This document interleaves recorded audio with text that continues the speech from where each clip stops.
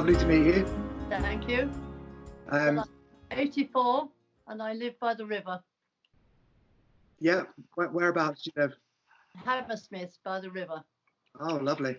So do you want to hear about my first bit of life? Was when I was only 4 and my dad came up and said to me, darling, you've got to go away because of the war. And I burst into tears. I don't want to go away. I didn't know what war was, but anyway, I was sent away at the age of 4 for 2 whole years to Herefordshire with lots of other children. Wow. And I didn't see him or mum for 2 years, which was terrible. That is terrible. That's the beginning of it all. You must have some quite strong memories of that, I would imagine. Yes. And then I moved to Kent, and there were huge caves under the garden, and that became an air raid shelter for the whole of the village. And so I suddenly realised what war was when the air raid sirens went. Terrifying noise. Oh! And we all rushed to the shelter, and it was so frightening. You nearly got run over. And we stayed in the shelter sometimes for an hour or 2 hours, sometimes a whole day in the shelter. Wow. And it was very cold and dank, but very frightening when you came out. It was so dark everywhere.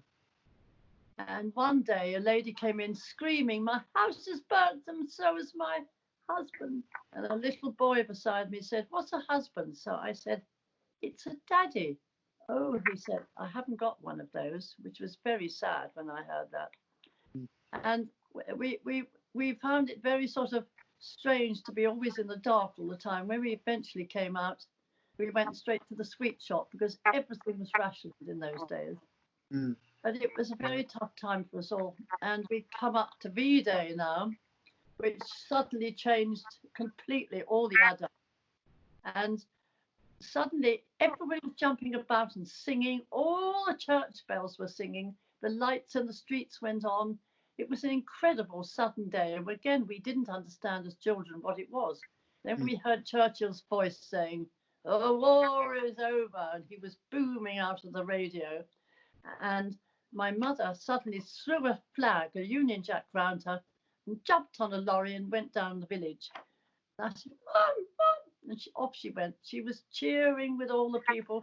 People were singing and doing an extraordinary dance called the conga, all zipping round the village. It was a day of such joy.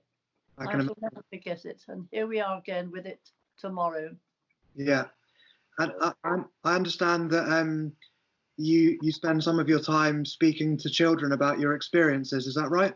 Yes, I've been to 200 schools and I've written a book called Lotte's War, which is all about my experiences. And during our funny sort of life in Kent, we went to swim with Churchill in his enormous pool, and he was lying there with a great big tummy, and my brother loved swimming underneath him, and he went, and my mother shouted out, "Don't drown the Prime Minister!" And my little brother said, "Who's that, Mum?" And he was told off when he got home very much. He didn't know this man was so important. But this man, of course, kept us all going in the war. He really was incredible, his voice.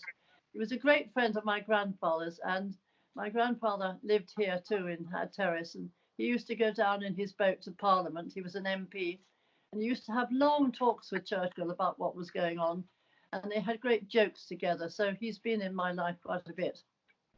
There can't be that many people that have childhood memories of capsizing the Prime Minister in the swimming pool. Well, no, I don't know the present one.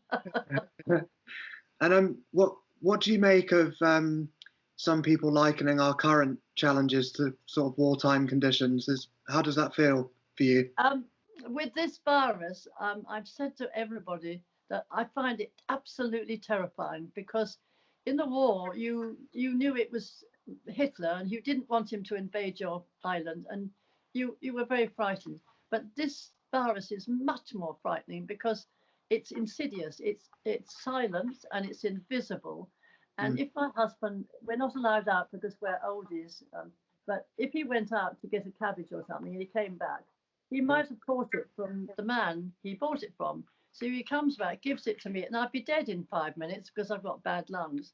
Whereas in the war, you know, you were much more protected because you went somewhere to be afraid. Here, everybody you meet are really under suspicion because we're all in the air with this terrifying virus. And I'm very frightened of the next stage when we're going to be given more freedom and everybody will be in the streets. You have to wash your hands more. And it's going to be, I just don't think we have control over each other properly. Doesn't matter how much Boris says or the medics say, it's our own selfishness which we're going to be ruined by. And it may return again, this awful virus. Have there been particular things you've been doing to keep your spirits up at home? Well, most of all, I've had lots of interviews, which have been wonderful.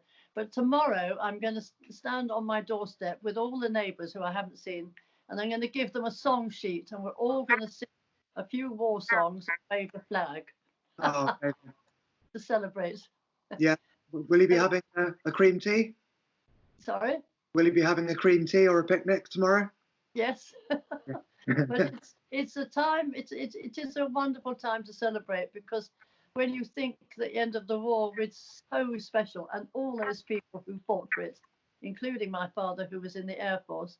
But it is a time to tell the children of this generation, so important they know about this, because we'll be dead soon, this generation. And now, instead of being called the what they call, Chris, the old people, the value, we ought to be called the valuables, not the venerables, because we're really quite valuable, because we're passing on so much history if people will listen. And these children are going to grow up and get married and pass it on to their children later, I hope. Indeed. And I'd go as far as to say that your generation and your father's generation and your grandfather are all examples of the resilience that is embedded in our history as a country. Yes. And we need reminding of that at the moment, I think. Yes. And I think in a way we thought less of ourselves than people do now. We didn't think about ourselves. We did so much for the country and so much for great courage, incredible courage. You know, people sort of half lame would go off and fight. And now we're a little bit precious. I don't think we've learnt enough from all that.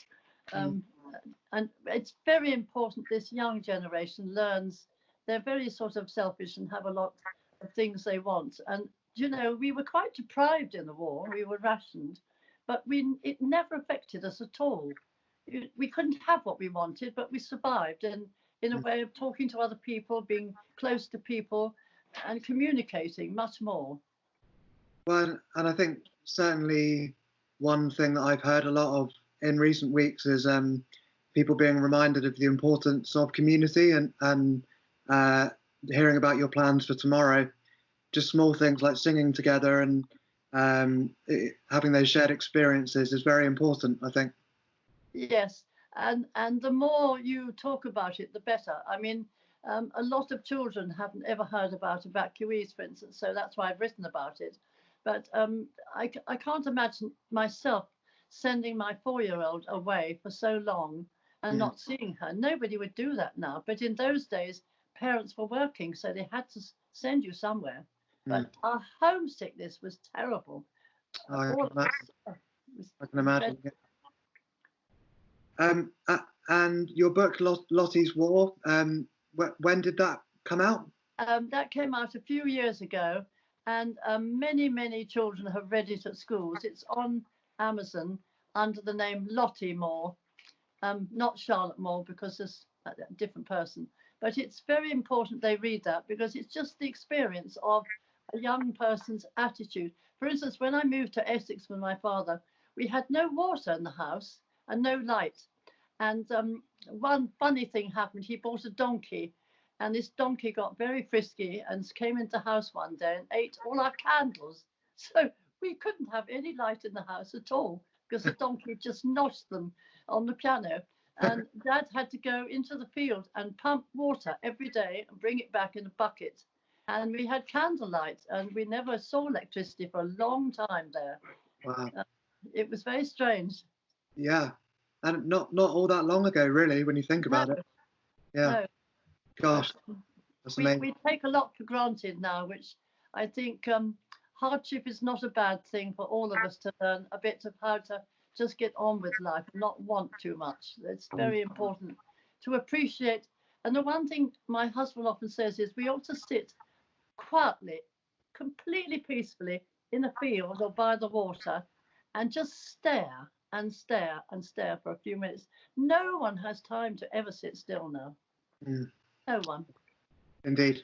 Yeah. Well, thank you ever so much, Lottie. It's been lovely to meet you, Okay.